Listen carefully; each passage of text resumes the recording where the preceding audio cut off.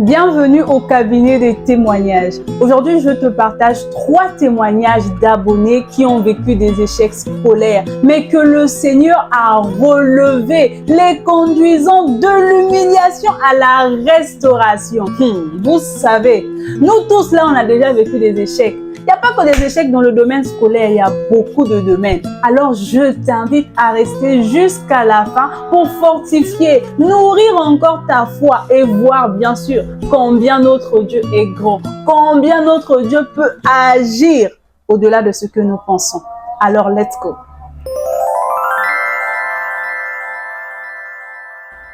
Shalom, shalom chez vous, que la paix de Jésus entre dans vos cœurs, dans vos maisons, en tout cas que la paix de Christ vous comble. Bienvenue sur ma chaîne d'édification, je m'appelle Trinité, en tout cas si c'est la première fois que tu passes par là, n'hésite pas à t'abonner, à activer la cloche de notification. Tu pourras peut-être te demander, mais comment ça s'appelle Trinité? Oui, je m'appelle Trinité.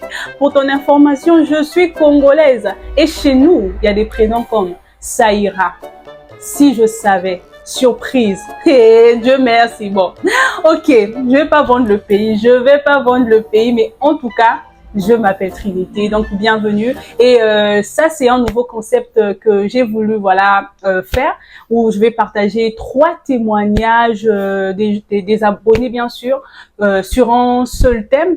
Donc, dans le but d'édifier. Et donc, si toi aussi tu as ton témoignage, n'hésite pas à m'écrire, que ce soit sur WhatsApp, sur TikTok. En tout cas, n'hésite pas à m'écrire. Donc, sans plus tarder, passons au premier témoignage. Le premier témoignage nous vient fraîchement de la Côte d'Ivoire.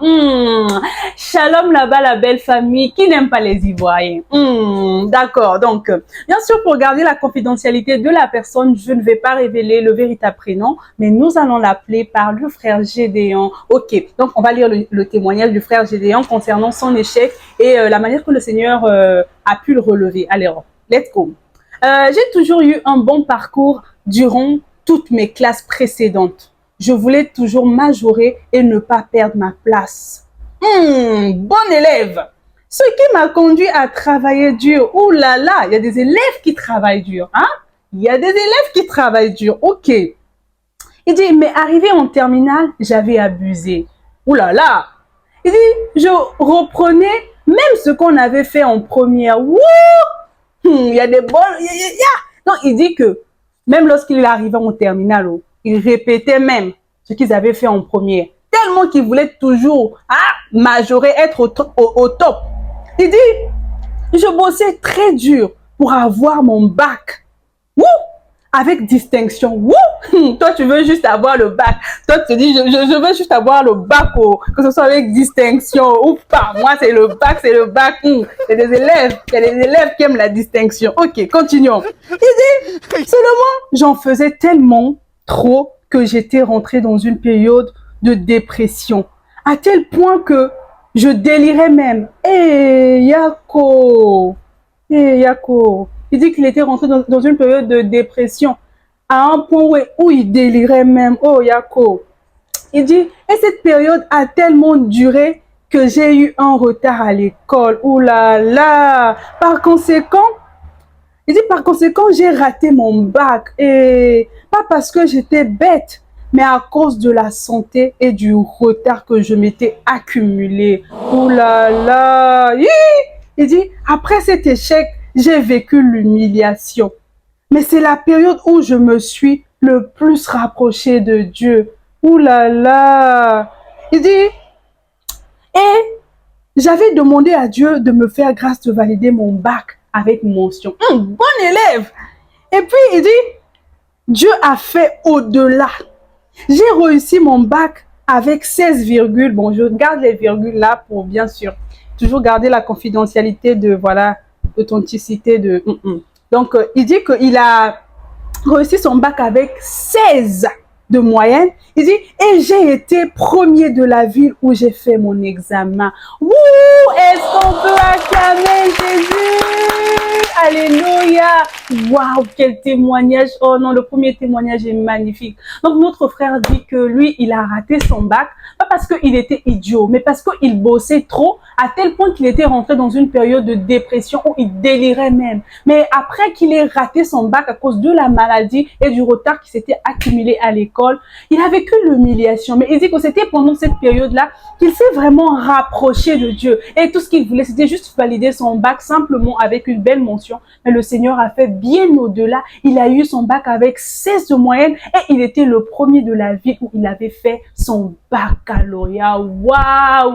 Oh, en tout cas, que le Seigneur te bénisse, mon frère, pour ton témoignage. Et je veux dire aussi à quelqu'un qui a peut-être vécu un truc comme ça. C'est-à-dire que tu échoues peut-être à un examen, à quelque chose. Pas parce que tu n'étais pas compétent de faire la chose, mais tout simplement parce qu'il y a eu des réalités qui ont fait à ce que tu ne puisses pas réussir le truc. Je veux te dire que Dieu est capable de faire bien au-delà. Aujourd'hui, tu peux échouer ici. Demain, le Seigneur t'élève. Demain, le Seigneur te donne ce que tu n'avais pas. Et ce que j'ai aimé dans son témoignage, il dit que c'était pendant cette période-là qu'il s'était vraiment rapproché du Seigneur. Voilà pourquoi moi, j'aime le dire. Que le Seigneur permet la honte, la solitude, l'humiliation, des choses qui peuvent nous arriver, qui peuvent nous attrister, pour nous rapprocher de lui. Si un malheur te rapproche de Dieu, alors bénis son nom. S'il y a une situation dans ta vie qui te rapproche de Christ, alors bénis son nom. Alors je veux juste dire à quelqu'un, ne te décourage pas. Sans plus tarder, passons au deuxième témoignage. Donc, le deuxième témoignage, le deuxième témoignage nous vient fraîchement de la France. Ouais, de la France, voilà, de la France. Donc, bien sûr, je vais pas dire le véritable prénom de la personne qui a donné son témoignage, mais on va l'appeler par le frère Éléazar. Bon, lui-même, en regardant la vidéo, va dire, Trinité, tu as des techniques, hein? Ouais, j'ai des techniques. Donc, il s'appelle Éléazar, on va l'appeler Éléazar. Donc, il dit, j'ai eu un parcours, un bon parcours scolaire. Ouh là là, aujourd'hui on ne parle que des gars intelligents, des frères intelligents. Ils aimaient l'école, hein, voilà. Donc on revient dans le témoignage. Je dis, j'ai eu un bon parcours scolaire. Oui. Tout semblait me réussir. Alléluia. Il dit, jusqu'à mon doctorat en médecine. Ouh, il y a des gens qui arrivent jusqu'à doctorat. Acclamons le Seigneur. Non, il est arrivé jusqu'à son doctorat. Vous comprenez? Il est arrivé jusqu'à son doctorat, voilà. Il dit, mon doctorat en plus en médecine, mon frère, ma soeur, il a dit doctorat en médecine, ok. Il dit, après je devais faire un concours de spécialité. Et pour continuer encore, il y a des gens qui aiment l'école. Hein. Il dit, et ça n'avait pas marché. Ouh là là, Yako. Il dit, je me demandais qu'est-ce qui allait se passer. Puis comme j'avais donné mon sujet de prière à des frères, j'étais partie leur dire de prier et de rendre grâce à Dieu pour mon échec. Et est-ce que vous comprenez? Il dit que il a eu un bon parcours scolaire, arrivé jusqu'à son doctorat. Et après qu'il ait obtenu son doctorat en médecine, il voulait faire un concours de spécialité, mais ça n'avait pas marché. Mais il avait donné le sujet de prière là à des frères pour prier, pour dire au Seigneur de faire grâce pour qu'il puisse avoir, qu'il puisse rentrer, l'opportunité qui se présentait par le concours de spécialité. Donc, il voulait avoir le concours. Mais ça n'a pas marché. Maintenant, il a encore rappelé les frères pour leur dire, ok, vous allez prier pour moi, pour demander au Seigneur de faire grâce que j'ai ce concours, mais ça n'a pas marché. Priez encore pour rendre grâce à Dieu pour mon échec. Il y a des gens comme ça. Il y a des gens que moi je connais. Dès que la personne rate le bac, un mois, la personne ne sort plus. Ok, continuons. Il dit, puis comme j'avais donné mon sujet de prière à des frères, j'étais partie leur dire de prier et de rendre grâce à Dieu pour mon échec, malgré que c'était difficile pour moi. Et pendant cette période, j'ai eu un frère qui m'avait dit, Dieu sait comment il fait ces choses. Tu peux avoir un échec ici, mais le Seigneur t'ouvre d'autres portes. Ça, c'est un bon frère. Ça, c'est un bon frère. Voilà pourquoi il faut s'entourer des bonnes personnes, des personnes qui nous fortifient. Lorsqu'on est dans la douleur, lorsque ça ne va pas, lorsqu'on est en baisse de foi. C'est ça. Hein? C'est ça. Il dit, après un certain temps, j'ai eu une offre dans un hôpital en Europe. J'ai passé mon concours d'équivalence. Oh là là! Et j'ai réussi. Tout a eu lieu très vite. à tel point que lorsque j'ai regardé, j'ai dit waouh. Frère, moi aussi je dis waouh. Et il dit, et je me suis dit, si je n'avais pas échoué, ah j'aime cette phrase, écoute ça, il dit, si je n'avais pas échoué, je serais toujours en train de suivre un certain parcours. Mais me voici, grâce à Dieu, d'où il faut toujours rendre grâce. Et il a donné le passage de 1 Thessaloniciens 5, le verset 18 qui dit « Rendez grâce en toutes choses, car c'est à votre égard la volonté de Dieu en Jésus-Christ. » Oh là là là là là là, clamons Jésus, alléluia. En tout cas, que le Seigneur te bénisse, mon frère, depuis là où tu te trouves. En tout cas, quel témoignage magnifique. Donc, il a toujours eu un parcours, voilà, scolaire bien, et il rendait grâce. Vous savez, c'est facile de rendre grâce à Dieu lorsque tout va bien. Mais lorsqu'il y a la douleur, rendre grâce, non, c'est pas facile. Et il dit qu'il avait donné son sujet de prière aux gens. Mais ça n'a pas marché. Il leur appelait encore pour les dire, priez encore pour rendre grâce à Dieu, même si j'ai échoué. Oh! Et pendant cette période, il a eu un frère qui lui a dit, le Seigneur peut fermer une porte, mais il y a une autre qui s'ouvre. Et il dit, au moment où il ne s'était pas attendu, il a eu une opportunité.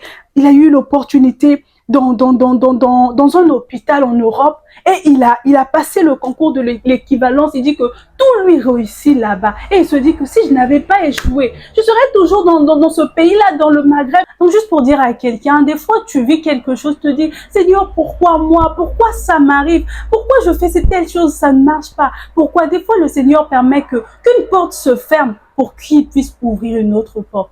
Donc, juste pour dire que le Seigneur est fidèle. Le Seigneur, oui, il est fidèle. Des fois, il peut te permettre de vivre des choses. Tu te dis, mais Seigneur, pourquoi tu permets que je vive ces choses? C'est tout simplement parce qu'il veut t'enseigner. Ah, j'aime dire quelque chose. La volonté de Dieu est toujours la bonne. Hey! La volonté de Dieu est toujours la bonne. Peu importe les situations, la volonté de Dieu est toujours la bonne. Et le Seigneur peut permettre à ce que tu perdes quelque chose, que tu échoues même dans quelque chose, pas que dans le domaine scolaire, dans d'autres choses, que tu vives des échecs pour que demain, ça devienne des témoignages. Pour que demain, oh, lorsque tu te vois, te dis, hé Seigneur, si je n'avais pas raté telle chose, même dans les relations aussi, hein, même dans les relations, tu te dis, Seigneur, si tu avais permis que avec telle personne, ça puisse marcher. Donc, j'allais être comme ça. Et heureusement, Seigneur, tu n'as pas permis à ce que ça marche. Me voici ici. Le Seigneur est fidèle. Voilà pourquoi, comme notre frère a dit, rendons toujours grâce à Dieu, qu'il donne ou qu'il ne donne pas, que ça aille ou que ça n'aille pas. Soyons fidèles. Alors, sans plus tarder, donc pour finir, je voulais dire, donc comprenez-moi, c'est le français. Pour finir, passons au troisième et dernier témoignage. Troisième et dernier témoignage nous vient fraîchement du Congo. Ouh là là! Donc, bien sûr, pour garder la confidentialité de la personne, on va l'appeler par Maria. Donc, c'est une fille, on va l'appeler par Maria, donc pour bien suivre, voilà, son témoignage. Oh, notre sœur dit, j'ai vécu une période de dépression et de tristesse. Après avoir échoué la première année à l'université. L'université n'est pas amie de quelqu'un. Bien sûr, la fac n'est pas amie de quelqu'un. L'université, c'est quelque chose. Ok, continuons. Il dit, après avoir échoué la première année à l'université, je voyais ceux avec qui j'étais avancé. Mais moi, j'étais derrière. Oh là là. Il dit, j'étais tellement gênée que je les évitais. Et ça nous arrive tous de se sentir des fois inférieur parce que peut-être tu as redoublé, tu vois tes amis avancer, tu te dis, peut-être que voilà, en fait tu te sens gêné, tu te sépares même de tes amis tout simplement parce que tu te sens des fois inférieur. Oh là là. Il dit, j'évitais mes amis. Il dit, j'étais tellement gênée. Il dit, je me sentais inférieure. Ensuite, je voulais complètement arrêter les études. Oh là là. Donc, elle dit qu'après son échec, en première année, elle a vu, voilà, ses amis avancer et elle était derrière. Donc, du coup, elle s'est dit, mais pourquoi moi j'échoue et eux, ils avancent? Du coup, elle voulait carrément arrêter ses études. Et puis, elle dit, je voulais carrément arrêter mes études.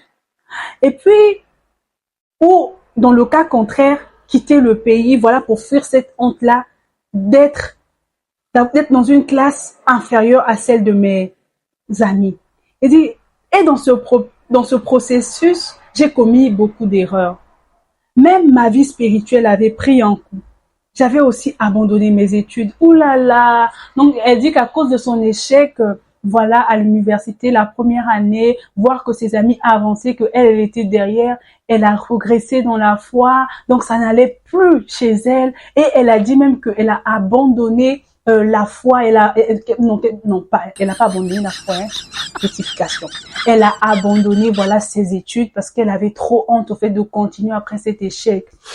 Et dit, j'avais arrêté mes études, j'avais aussi, voilà, et j'ai compris que le Seigneur est fidèle. Pourquoi ne pas rester fidèle au Seigneur même lorsqu'on rencontre des échecs dans le domaine de nos études? Aujourd'hui, j'ai repris force parce que le Seigneur m'a restauré malgré les bêtises que j'avais fait pendant que, voilà, j'étais dans cette période de dépression. Et le Seigneur m'a relevé, m'a reconstruit encore. Et aujourd'hui, ça fait maintenant 2 ans maintenant. Waouh! Elle dit, ça fait maintenant 2 ans maintenant, voilà, que j'ai repris avec mes études. Ouh là là, gloire au Seigneur. Elle dit qu'elle a repris avec ses études et elle a compris une chose. Écoutez, ça dit, elle a compris que dans la vie, il faut être humble et persévérant. Alléluia. Oh, est-ce que vous comprenez ça dit? Dans la vie, il faut être humble et persévérant. La vie n'est pas une compétition. Amen. Alléluia. Notre sœur dit que la vie n'est pas une compétition. Alléluia. Elle dit que elle avait tellement honte au point où elle a abandonné ses études. Ouh! Bien-aimé, n'abandonne pas tes études à cause de l'échec. C'est pas parce que tu as échoué que tu vas abandonner. Il y a toujours de l'espoir. Même si tu as redoublé 5 fois. Papa, maman, reprends. Le Seigneur est fidèle. Ne te sens pas inférieur. Dans la vie, il faut être humble et persévérant. Le Seigneur est fidèle. Et c'est pas parce qu'on rencontre des échecs qu'on doit peut-être abandonner la foi. Et vous savez, pour avoir la victoire dans quelque chose, il faut persévérer jusqu'au bout. Donc, juste pour dire à quelqu'un, des fois, qui est dans la même situation que notre sœur et qui décide même d'abandonner, peut-être pas les études, peut-être le travail ou même un projet professionnel. Parce que tu rencontres tellement des échecs que tu veux abandonner, je te conseillerais de ne pas abandonner. Aie foi en Christ, prie, reste persévérant. Le Seigneur est fidèle. Le Seigneur, oui, il est fidèle. Alors, voilà, merci beaucoup d'avoir suivi ce premier épisode du cabinet des témoignages. J'espère vraiment que ça vous a plu. J'attends vos impressions dans les commentaires. S'il y a quelque chose qui ne va pas ou comment, en tout cas, dites-moi dans les commentaires. Et n'hésitez pas à envoyer vos témoignages parce que pour avoir d'autres épisodes, j'ai besoin des témoignages et ça vient de vous. Donc, donnez les témoignages. Donc, voilà, ça c'est juste pour rigoler. Et c'est la vérité, c'est la vérité. Donc, que le Seigneur vous bénisse, prenez soin de vous. Mais à la fin, je veux compris concernant les échecs qu'on rencontre dans la vie, des refus. Prions ensemble pour que le Seigneur nous donne d'être fermes. Que nous ne soyons pas des maisons bâties sur le sable, mais que nous soyons des maisons bâties sur Christ qui est le véritable roc. Quand il y aura les vents, quand il y aura l'échec, quand il y aura des malheurs, que nous soyons ces hommes et ces femmes-là qui sont persévérants et qui restent à leur poste comme Habakkuk, peu importe les situations. Alors prions. Éternel Dieu de gloire, nous te bénissons pour cet épisode. Merci parce que tu nous as parlé par ces témoignages qui nous ont tellement inspirés. Seigneur, donne-moi la force. Donne aussi la force à ceux qui regardent cet épisode et qui sont édifiés d'être vraiment, Père éternel, bâtis sur toi, Jésus, afin que lorsque des vents viendront, afin que lorsque les difficultés de la vie, des échecs, peu importe, pas que dans le domaine scolaire, peu importe, mais que nous soyons enracinés et que nous ne puissions pas abandonner la foi, non plus abandonner ce dans quoi nous avons connu l'échec. Merci pour ta fidélité. Alors, on se retrouve la prochaine fois. Merci.